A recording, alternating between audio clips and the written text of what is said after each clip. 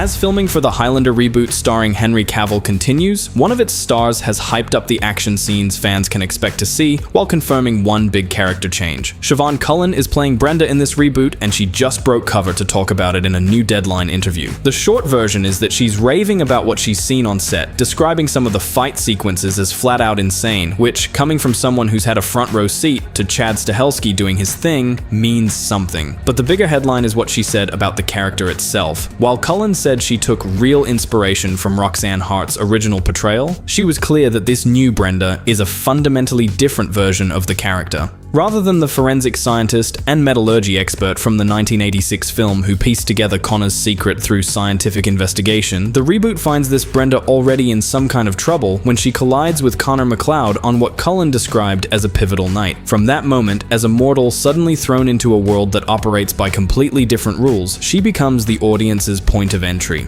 The one character who's experiencing the shock of all this for the first time, right alongside the viewer. That's actually a smart structural choice, and I'll come back to why in a minute. The Highlander reboot was first announced back in 2008. It went through multiple directors, collected and shed attachments the way an immortal collects centuries. Ryan Reynolds was at one point signed on to play Connor before walking away in 2013. Justin Lin was involved before that. The project sat at Lionsgate for years and just didn't move. Henry Cavill came aboard in 2021, which finally gave the whole thing some real momentum, but even then, nothing was guaranteed. The distribution rights were eventually picked up by Amazon Studios under the United Artists banner, reportedly because Lionsgate and UA had different appetites when it came to the film's budget. Then, during pre-production rehearsals, Cavill sustained an injury that pushed the production start back by several months. The movie we're now watching get made is one that has survived nearly 2 decades of false starts, a studio transfer, and a physical setback to its lead actor. Nobody fights this hard to make something unless they genuinely believe in it.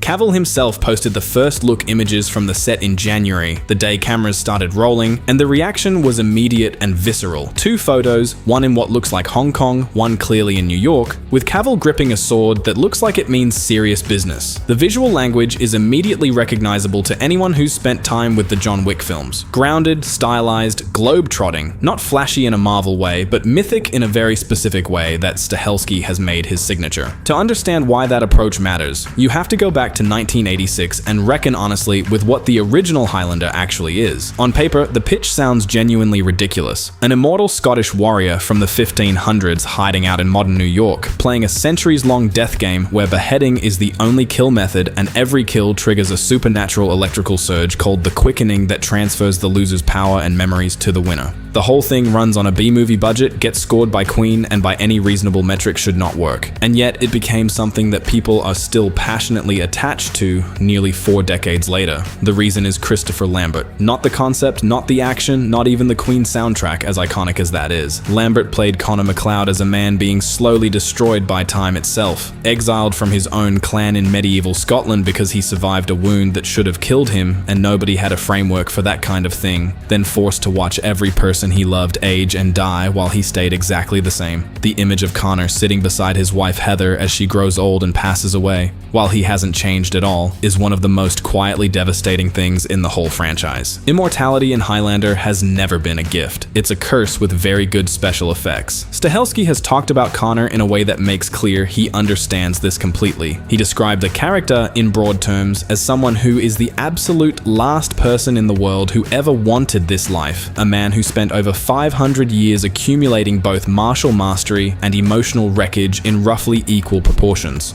That framing is everything. It's the difference between a movie about a cool immortal swordsman and a movie about a person being slowly hollowed out by time. Stahelski made John Wick work by understanding that the mythology has to have genuine weight, that John Wick's reputation as the Baba Yaga isn't just a fun nickname, but a load-bearing piece of the story that makes every subsequent scene more charged. He's bringing that same philosophy here.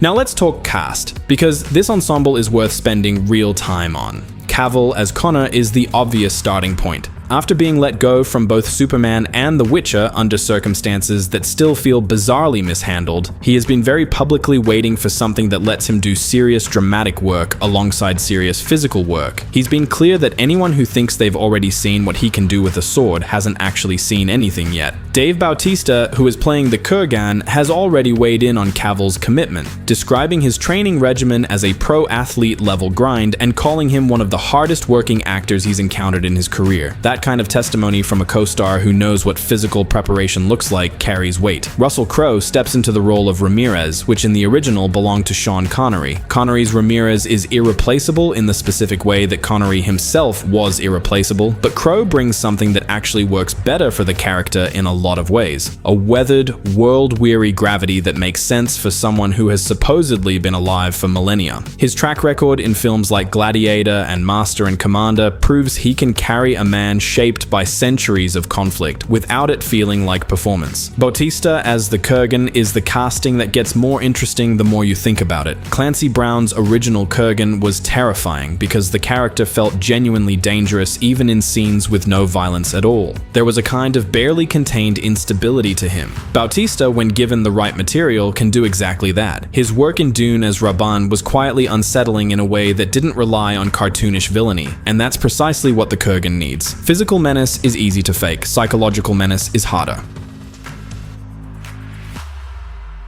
Karen Gillan plays Heather, Connor's first wife and the emotional core of his origin story. She is actually Scottish, will be using her real accent, and her presence in this role strongly suggests the production is giving Heather actual substance rather than using her as a symbol to be referenced later. Jimon Hounsou plays Sunda Castagir, Connor's closest friend among the other immortals, a character the original introduced and then largely wasted. Having Hounsou in that role opens up one of the most genuinely compelling dynamics the franchise mythology has ever set up, which is two immortals who have maintained a real friendship across centuries despite the fact that the game theoretically demands they eventually face each other. Jeremy Irons enters as the leader of the Watchers, a secret order dedicated to observing and documenting immortals, and crucially, viewing them as a threat to humanity. This addition is the one that changes the entire structural equation of the film. In the original, the conflict was essentially Connor against the Kurgan for the prize. Adding a human faction that actively perceives immortals as existential threats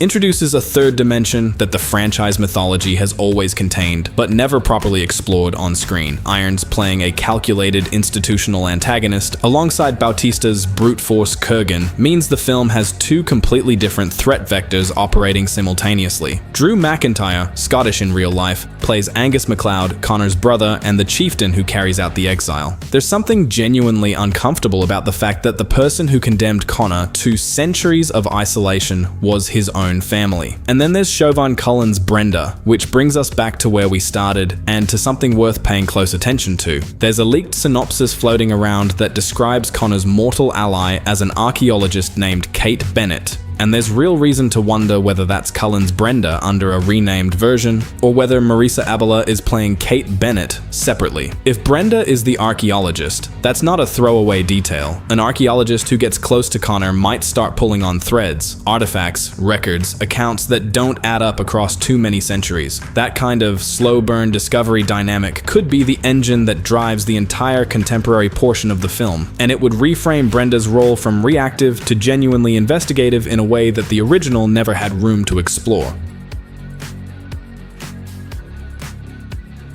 Here's where the broader franchise picture gets interesting. Stahelski has been explicit that this film is designed as a prequel and setup for The Gathering, the event in Highlander mythology where the remaining immortals are drawn together for the final confrontation. He's also talked about incorporating elements from the television show, which ran for 6 seasons and significantly expanded the immortal world in ways the films never did. The TV show introduced the concept of a genuine immortal community with rules, codes, holy ground where fighting is forbidden, and Watchers as a much more organized and morally complicated institution than any of the films portrayed. If the reboot is genuinely pulling from that mythology, then Jeremy Irons' Watcher organization could be far more nuanced than a simple antagonist faction, potentially including members who believe the immortals should be protected, not eliminated, which is exactly the internal conflict the Watcher mythology in the show was built around. There's also the question of Max Zhang's undisclosed role, and John Jong-seo playing a character named Aris, alongside Nassim Lias as an immortal who actively pursues Zeus Connor. That's 3 additional immortal characters beyond the Kurgan, which means the film is building out a much larger immortal world than the original ever showed. The combination of filming locations across Scotland, New York, Hong Kong, and reportedly Italy also points to a genuinely global scope. Connor isn't just being hunted by the Kurgan in one city, he's being tracked across centuries and continents simultaneously by the Kurgan, by human institutions, and by other immortals who may or may not be aligned with either. What we know right now, as production continues, is that this film has been designed by people who did their homework. Cavill and Stahelski went deep on what Connor MacLeod actually means, not as an action figure, but as a character study in what centuries of survival actually does to a person. Cullen is describing a parallel action script happening underneath the dialogue, which is exactly the kind of layered approach that made John Wick feel like something more than a revenge thriller. The release is currently targeting 2027, which gives the production real time to do this right. There can only be one shot at making this reboot matter, and everything coming out of the production right now suggests the people behind it know exactly what they're doing with it.